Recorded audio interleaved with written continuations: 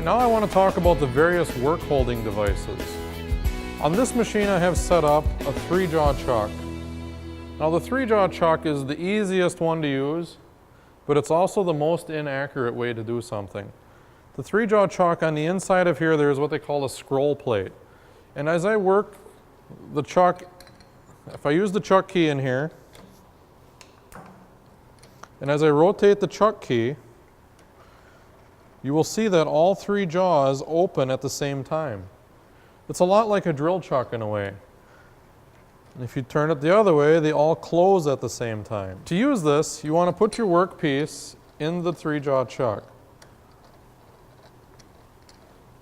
And it will hold it securely and sort of on center. Like I said, this is the most inaccurate work holding device. The problem is the part is only as centered on the machine as this lets it be. This could be off center as much as 10 thousandths even, and there's no way to correct that. This is a contained unit and there's no adjustment on this one. Safety rule number 1 is never leave the chuck wrench in the chuck. Never take your hand off of it until you are done using it. If you leave the chuck wrench in the chuck, that is a major safety violation, because if this machine would start, this chuck wrench comes flying out, it could hit you or anybody else around here. So do not leave that in the chuck. So the 3-jaw chuck is the easiest to use, but the most inaccurate. Now if you want, you can take these off. If you look on the spindle, there are these screws. These are actually cams. You can unlock each one of these cams. The chuck can then be removed and you can put on another work holding device. The next work holding device I'd like to talk about is the faceplate. The faceplate is actually just a driver for the shaft. The shaft is actually held between centers on the lathe. Inside the headstock there'll be a dead center, and on the tailstock there's a live center. The dead center in the headstock looks just like this one. So this is inside the spindle. My part has already been faced and center drilled on both ends, so the center drill on the shaft is actually on this dead center. In the tailstock, there's a live center. The difference between the live center and the dead center is that the live center has an internal bearing. So as you can rotate, as the shaft would rotate on the tailstock, the bearing would rotate. The headstock dead center rotates with the spindle. As the spindle rotates, the center will rotate. Typically, you do not use dead centers in a tailstock. If this dead center was in the tailstock, that friction would be created from the rotating shaft against the stationary center. So most typical setups use a live center in the tailstock, the dead center in the headstock.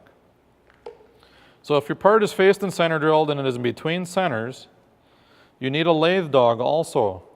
The lathe dog actually provides the driving force for this. Inside the faceplate is a slot, and that's what the lathe dog relies on to drive on. So as you rotate the part, it is driving with the lathe dog against the shaft that rotates the shaft. This is the most accurate way to get something turned on one common center line, because you're always working off the center drilled holes and you're always keeping it on center.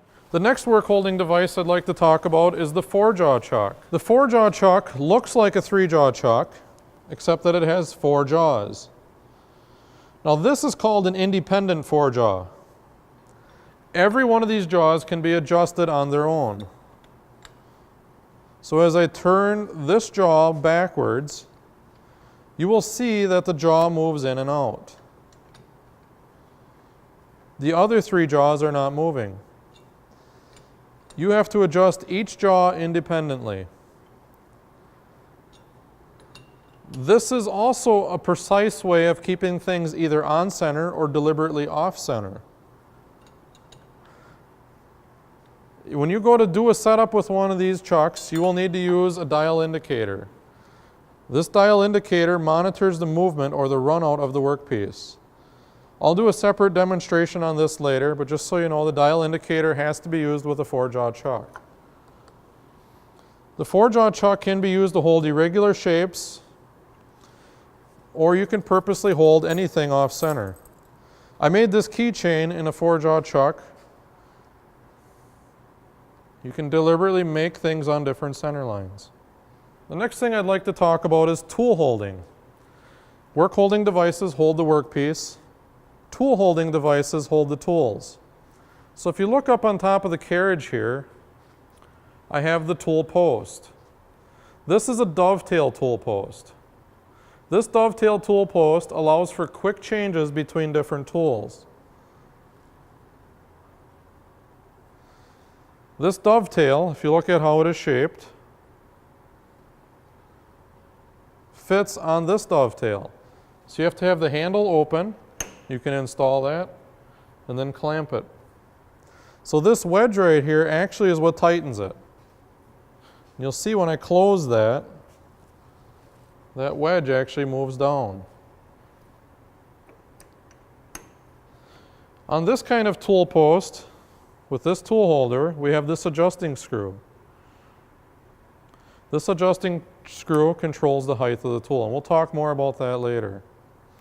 What's nice about these tool holders, as long as everything is clean, they remain accurate. But what's nice about that is I can switch from a turning tool to a knurling tool.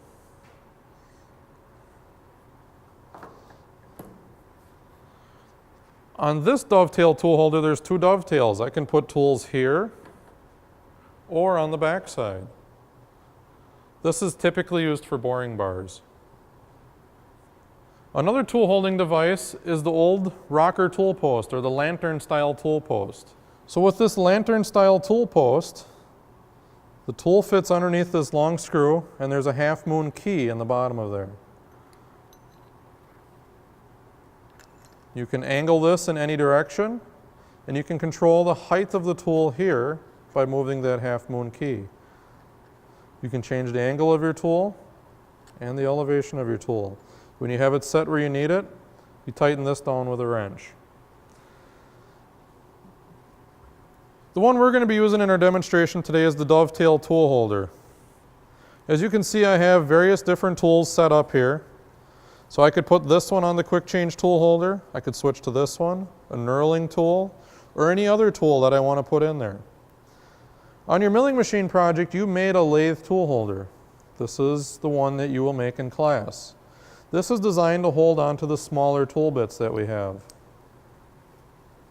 When you use this, this is actually the bottom of the tool holder. It's the thicker part and it's stronger. So when you go to put it in there, you want to make sure that the top of your tool is up, and then the thicker part will support it.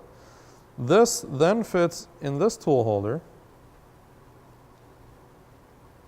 So the reason why we use this is because this tool bit's a little bit too small for this tool holder. If I didn't use the tool holder we made, this would be kind of, it would work, but it's not a real good setup. Another tool holding device is the tailstock. A lot of people do not realize that the tailstock can be used to hold cutting tools. The tailstock has a taper on the inside. The taper on the inside is called a Morris taper.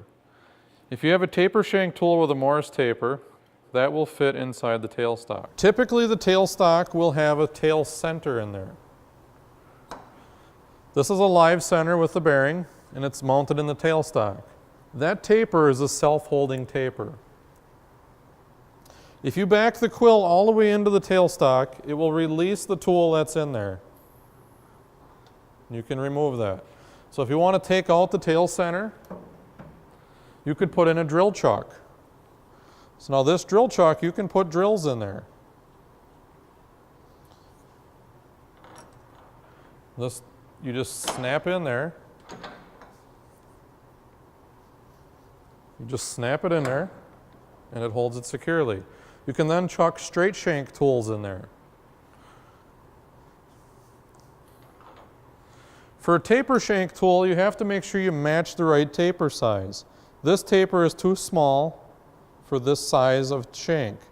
So if I try to put this in the tailstock, it's not going to fit. So if your taper is too small, you need to put on the taper sleeve.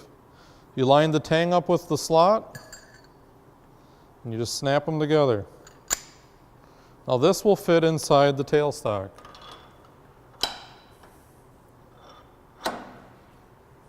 So you can now do large drilling with a lathe.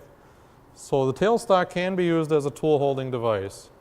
And once again, to release this, you just back it up till it retracts fully and it'll pop it out. Now to remove the taper from the tool, which you need to do before you put it away, there's what they call a drift pin.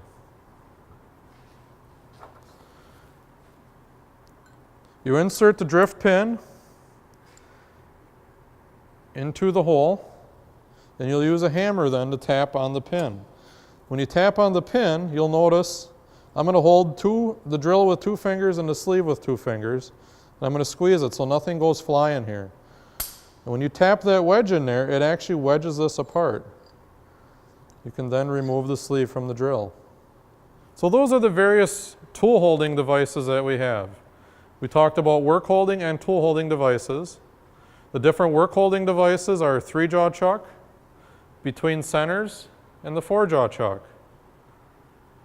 The different tool holding devices could be the dovetail tool post or the rocker tool post.